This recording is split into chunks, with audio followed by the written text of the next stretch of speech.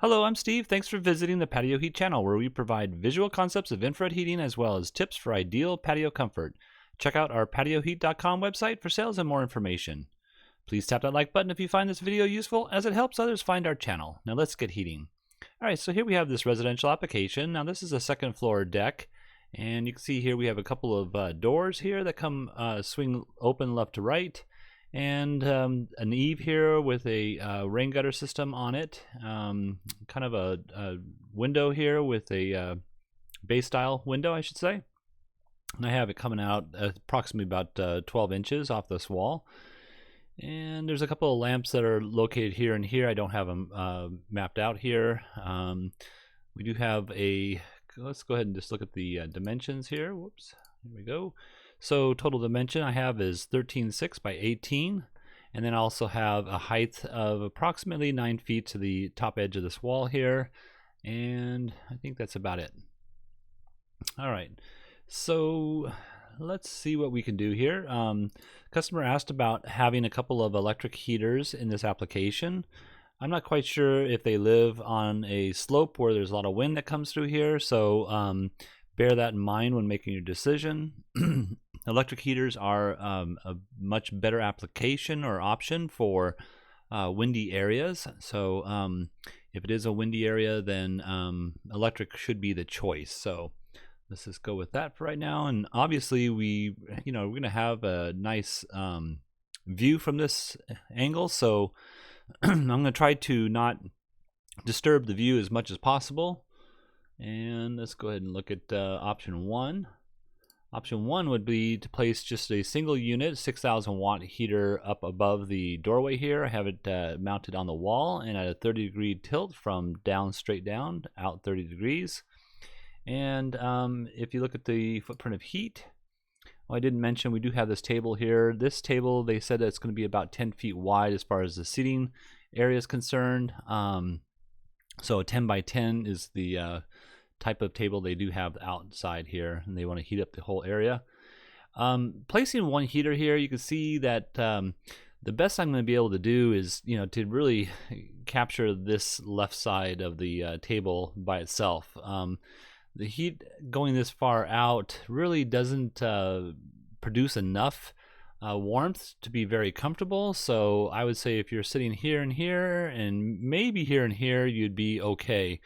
Now, generally speaking, I do have at my own residence a 34,000 BTU gas unit mounted on a wall similar to something like this. And if you're sitting 8 feet away, you really don't feel it. And this is a 20,500 BTU roughly heater, so its effectiveness is not going to be that strong if you're trying to heat up the whole space. It just is going to heat up this area over here.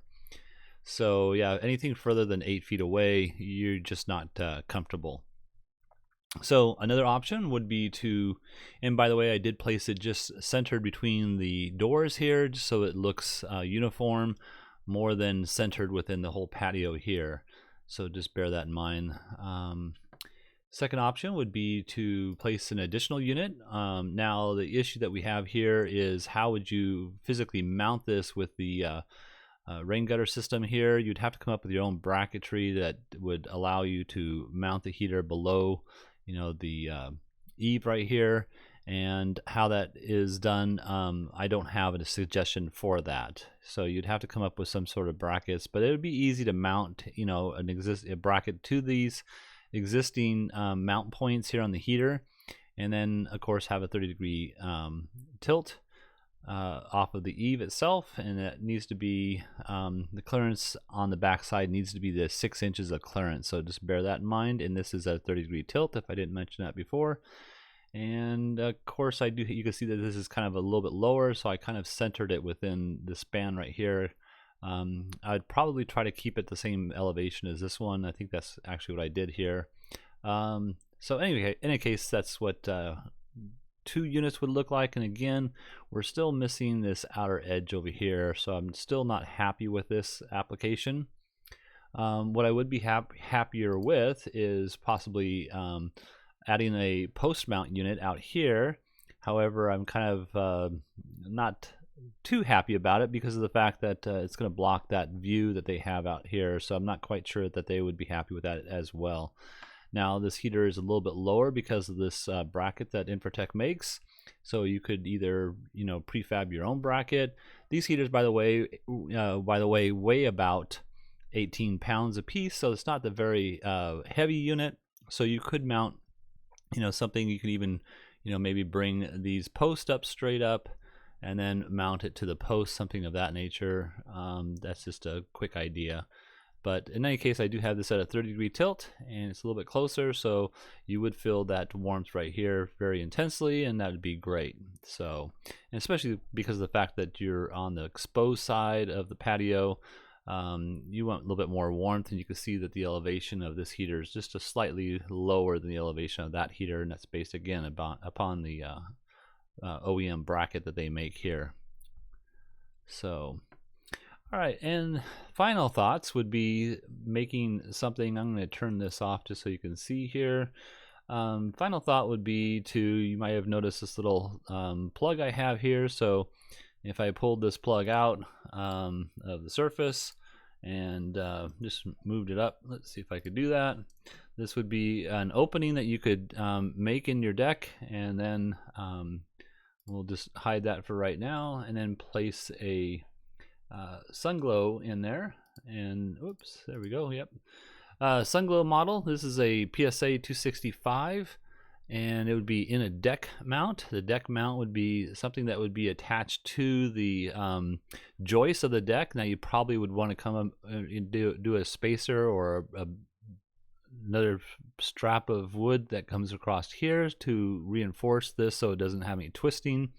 But in any case, you could just mount a deck mount to the very bottom edge of the deck and against the joist, and you can see the post would sit in here and rest against this metal bracket. This is all stainless steel, and then it would allow you to feed a gas line into this little keyhole shape opening that plug would fit into. And again, you'd have to make the plug as well. But you'd see here that we're heating up this side of the patio or the table here much better than we would if we didn't have anything on this side here at all. So another nice thing is you could use a quick connect feature on the hose system so that you can just snap in, snap out, and then when you didn't want to see the heater in place, then you just pull this heater straight out and you put that plug back in, and you have a nice view again, and it's not disturbed. So let's go ahead and put this other heater on here, and you can see again, we get pretty good coverage here. We're still just missing this little edge here now, but everyone else would be nice and warm with something like this. Now, if this is windy, then this is a gas heater, so gas heaters do get disturbed by the wind movement, and so the output of the heater itself isn't going to be as intense as it would with no wind. With no wind, though, you get 50,000 BTUs of heat throughout this whole space here. Now, you could actually, move it in a different location. I just thought this would be the best location based on the seating positions that I was given. So, but that would be a nice application, something like this. And I think that's about it. So if you're looking for some assistance with your outdoor heating application and you would like us to review your plans, please send your information to designs@patioheat.com. I'm Steve. And again, please tap that like button. We do not advertise, we're not monetized, and therefore YouTube will not promote our channel unless we receive your appreciation, and we thank you so much for that. Have an excellent day.